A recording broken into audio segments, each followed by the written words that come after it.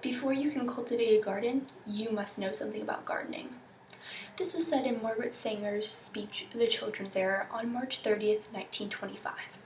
She used this analogy to help children go down the right path and help parents decide whether or not they were ready to have children. Today, in this speech, I will discuss why she gave this speech and the impact that it had on the world and all the women. She initially gave this speech to help protect women of unwanted pregnancies who men were using to have children, or who couldn't afford children, or were just having children with disabilities and they were just giving them up for adoption. According to Sanger in her speech, she stated, "And if we could organize a society for the prevention of cruelty to unborn children, we would make it a law that children should be brought into the world only when they wanted to be." She thought that if you wanted your child, you should go through a process. Like as if you were going to apply for a job. You needed to fill out what you did, your past employment, all of the events that led up to it, references. She wanted to use this to basically wipe out a clean slate for children. If your family had, say your dad, he has alcohol on his side, he has drug abuse on his side, he has a former uncle who was a murderer, most likely you're not going to get to make a baby. So you still get the opportunity to have a child, but not create one. You would still be able to adopt if you wanted. Say someone in the family raped someone, or committed a terrible crime, or was mentally disabled.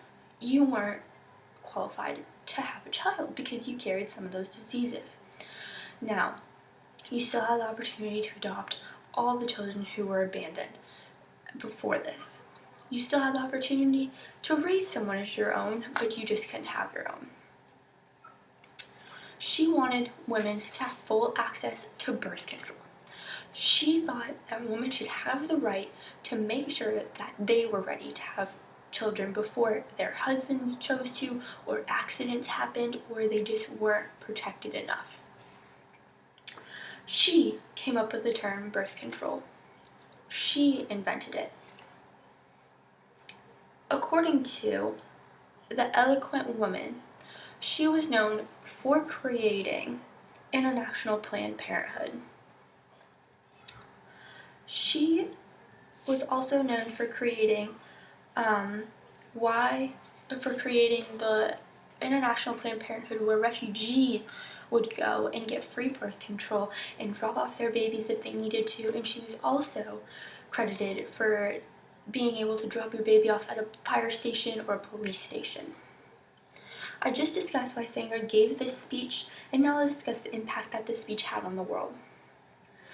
The short-term impact, through a process